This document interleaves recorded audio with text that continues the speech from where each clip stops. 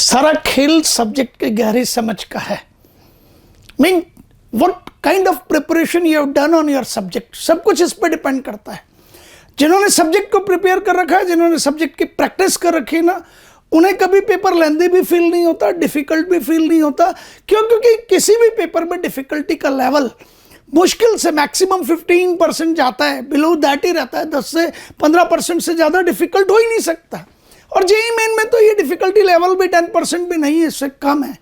मैं प्रूव करके बताता हूँ कि क्यों सब्जेक्ट पर जब वीक पकड़ हो जाती है तो क्यों आपको पेपर डिफिकल्ट लगने पड़ते हैं या लगता है कि समय कम है। तो फिर कह रहा हूँ कि सारा खेल जो है वो सब्जेक्ट की गहरी समझ का है। देयर इज एक क्वेश्चन है, मैं हिंदी इंग्लिश दोनों वर्जन में बताऊंगा आपको। Projectile is fired from the earth, ground से फायर किया और उसके टॉप मोस्ट पॉइंट पर जो उसकी स्पीड है दैट इज √3/2u। और फायर जब किया है आपने तो एंगल ऑफ फायरिंग जिसको कहते हैं वो आपका थीटा है, एंगल ऑफ प्रोजेक्शन भी इसको कहते हैं वो आपका थीटा है, प्रक्षेप्य कोण कहा जाता है और जिस वेग से इसको प्रक्षेपित किया गया है वो u है। कुल मिला के कहानी ये है कि मैंने एक प्रोजेक्टाइल को u वेलोसिटी से फायर किया at an angle of theta with the horizontal. ये जो कोण है आपका प्रक्षेप्य कोण, ये क्षैतिज दिशा से बना हुआ है और उच्चिष्ट पर, उच्चतम बिंदु पर मेरे इस प्रोजेक्टाइल की, इस प्रक्षेप्य की जो गति है वो कितनी है? √3/2u है। और पूछा क्या गया है? टाइम ऑफ फ्लाइट, उड्डयन काल कितना होगा? आपको 4 ऑप्शंस, चारों विकल्प दिए गए हैं। और अब देखिएगा कि जो स्टूडेंट फास्ट है वो कैसे काम करते हैं और जो स्टूडेंट फास्ट नहीं है वो कैसे काम करते हैं। खेल सब्जेक्ट की गहरी समझ का है। तो जिसको समझे वो क्या कहता है, ये हॉरिजॉन्टल वेलोसिटी है, ये क्षैतिज वेग है, ये स्थिर रहेगा क्योंकि इस दिशा में एक्सेलरेशन अर्थात आपका त्वरण 0 है। तो वो यहाँ भी कहता है कि यहाँ वेलोसिटी कितनी होनी चाहिए, वो कहता है यहाँ भी वेलोसिटी √3/2u होनी चाहिए क्योंकि ये तो चेंज ही नहीं हो रहा है।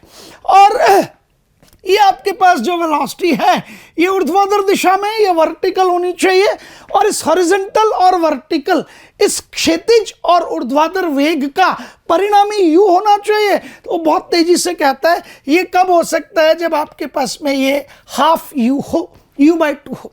अब चेक कर लीजिए, इसका स्क्वायर करेंगे तो 3/4 आएगा, 3/4u²। इसका स्क्वायर करेंगे तो 1/4u² आएगा। ऐड करेंगे तो आप कहेंगे ये u² हो जाएगा, रूट निकालेंगे तो u आ जाएगा। और अब आपने मुझे ये कहा कि ये कौन सा वेग है, तो ये ऊर्ध्वाधर वेग है, दिस इज वर्टिकल वेलोसिटी। और टाइम ऑफ फ्लाइट का एक सिंपल फॉर्मूला है 2 × uy/g। और स्टूडेंट कहता है 2 की वैल्यू कितनी है आपके पास में?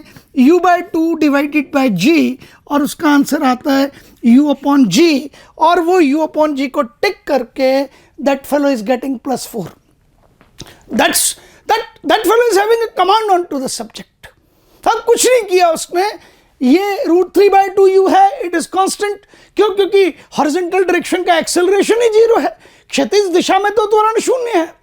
यहाँ पे भी इसी को लिखा और जो उसका सदिश का ज्ञान था उसको काम में लिया और आगे बढ़ गया। ठीक है, और उसे उत्तर मिला और बहुत जल्दी मिला। ये टाइम वो सेव कर रहा है और कहाँ यूज करेगा? मैथ्स में यूज करेगा। कहते ना आप मैथ्स लेंदी है, अरे यार आपने 1 आवर डिवाइड कर रखा है, ऐसा नहीं होता। केमिस्ट्री और फिजिक्स से टाइम बचाना है और कहाँ यूज करना है? मैथमेटिक्स में। Then you will be the ranker. तब जाके आप कहेंगे कि मेरे मार्क्स अबाउ 200 हैं या अबाउ 250 हैं। दैट्स द केस, इससे पहले नहीं हो सकता। अब क्या होगा? जो नॉर्मल स्टूडेंट है वो किस तरीके से काम करेगा?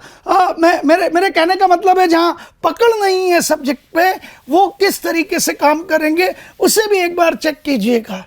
वो यहाँ उठा के कहेगा ये उच्चिष्ट है, ये हाईएस्ट पॉइंट है। यहाँ कहेगा u के 2 कंपोनेंट होंगे, ये कितना होगा? u cos थीटा, ये कितना होगा? u sin theta. अच्छा, u cos थीटा कांस्टेंट है तो ये through out u cos theta रहेगा, तो ये वैल्यू u cos थीटा की है। फिर लिखेगा u cos theta is equals to, visible होगा आपको √3/2u, u से u कैंसिल करेगा, कॉस थीटा की वैल्यू √3/2 आएगी। फिर थीटा को उठा के क्या लिखेगा, कॉस थीटा √3/2 है, इट मीन्स आपके पास थीटा 30 डिग्री है। अब यहां 30 डिग्री लिखेगा, फिर कहेगा u के कंपोनेंट तो ये तो हो गया u cos थीटा और ये हुआ u sin थीटा, फिर कहेगा u sin थीटा, ठीक है, थीटा आ गया उसके पास में, फिर उठा के कहेगा t = 2u sin theta upon g, ये टाइम ऑफ फ्लाइट अर्थात उड्डयन काल है। फिर 2 की जगह 2, u की जगह u, थीटा कितना है आपका 30, फिर यहां sin 30 लिखेगा अपॉन g, फिर sin 30 की वैल्यू 2u, ये हो गई हाफ डिवाइडेड बाय g, 2 से 2 कैंसिल करके फिर u/g लेके आके फिर यहां टिक करेगा।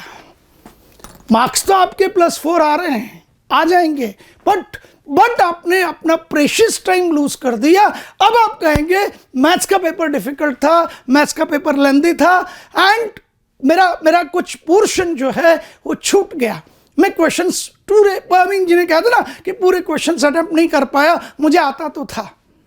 तो इस मैकेनिज्म को समझिए डियर स्टूडेंट्स, ये मैकेनिज्म हम आपको बहुत अच्छी तरह से समझाते हैं मोशन कोटा पर, और आप तो जानते हैं ना, मोशन है तो भरोसा है।